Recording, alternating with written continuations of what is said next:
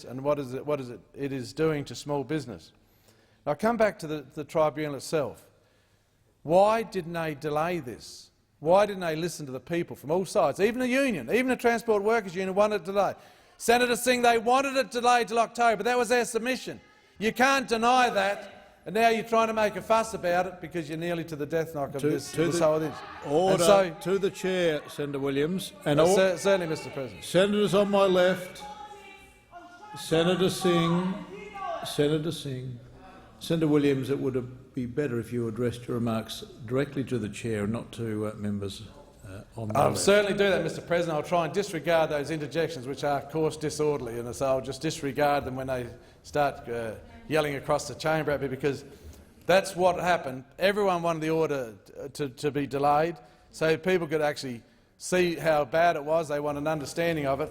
But no, the tribunal wouldn't do that. They wouldn't listen to anyone. They just said that we are the supreme knowledge of the transport industry. The 35,000 owner-drivers, they don't know anything about transport. They don't know anything about maintaining their rigs, about being safe on the road. They are ignorant. That is a disgusting attitude for that tribunal to have, and it will be very pleasing that in the next, hopefully, 20 minutes, this tribunal will be dead and buried so people can get on with their jobs, go out and do what they do best, cart their grain, cart their cattle, keep our country going, because that's what the truckies do. They literally carry our country. Now, I'd say those opposite me who are interjecting, Mr. President, they've probably never driven a semi-trailer. They probably wouldn't know what it's like. They probably wouldn't know how to start a semi-trailer, let alone drive one. Wouldn't know how to hook the prime mover onto the trailer. Well, I'm lucky where I did it for years and was very proud of it, and it was a good experience. And so I talk with some experience, having done about 1 million kilometres in semi-trailers myself, along with others. I know there's others in the chamber have done the same. And those complaining, I wonder if Senator Conroy, 25 years of Transport Workers Union, has Senator Conroy ever driven a truck? Probably not. Probably sold plenty of union tickets for commission, and then got out there. I mean, it remember the blue card. Let's go back to safety. When I first came to this place, they tried to bring in the blue card, Senator Brandis, where all the companies had to hold a blue card for safety reasons. They bought the blue card off Blue Card Australia, which was based in Western Australia, Senator Smith. Everyone had to pay money to Blue Card Australia, and guess what? They had links to the Transport Workers Union and fed money to the Transport Workers Union. Where did they feed the money then? They fed it to the Australian Labor Party to help your campaigns. That's what you think of trucking companies. We'll steal your money and we'll use your money for your campaigns. That's what you tried to put through this chamber, and I was very glad to lead the abolition of the blue card. Remember Senator Conroy having to go at me in the middle of the chamber. Senator Williams, I'm the Transport Workers Union through and through, and I said, well, you'd better call Lifeline. They care, I don't. And thank goodness the blue card was blown out of this place, thanks to Senator Xenophon and Senator Fielding at the time. This is what you're about. It's about bleeding money off the Aussie battlers to put in your union pocket, to feed the money back to your campaigns come election time. It's not about safety. It's about the $100 million you've had the last 20 years from the union movement to fill your pockets for campaigns, which you're going to need in July the 2nd, but the Australian people will not be fooled. So that's what it's all about, not about safety. Order on my left. Senator Williams, you have the call. Yeah, thank you, Mr. President. It's getting quite rowdy, isn't it?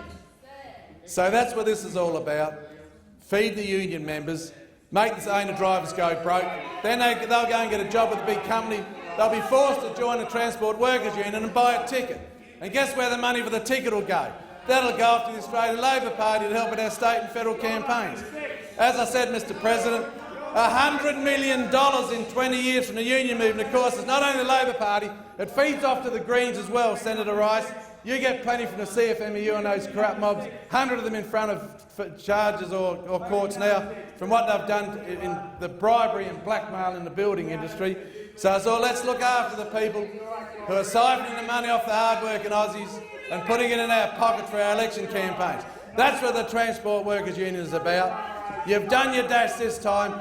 And those owner-drivers, Mr. President, who would have been members of the Transport Workers Union, they'll be tearing their tickets up now. You won't suck them in again after you tried to cripple their livelihoods, have their rigs repossessed, reduce the value of their houses, their rigs, and even have their houses taken off them if they went bankrupt. That's what you're about. It's not about safety. It's about filling your pockets for election campaigns. Well, you've been caught out. Second time you got caught out tonight, Senator Conroy. You got caught out when I was in the chair on a motion. So, with great pleasure, it hadn't been a good day for Senator Conroy, exactly. I take that interjection. It's been a very bad day for Senator Conroy. He's not having a good one at all. But order on both sides. So, Mr. President, this order is wrong. It is damaging. It is crippling to our trucking industry, our owner drivers. It is bad for our economy. It's bad for our country. It's bad for our country towns. It's bad for everyone. And hopefully, in about 10 minutes' time, it'll be dead and buried. And the tribunal asked for it because of their arrogance, where they wouldn't delay the whole order. They brought it on themselves, and thank goodness the crossbench of supporters and common sense will prevail.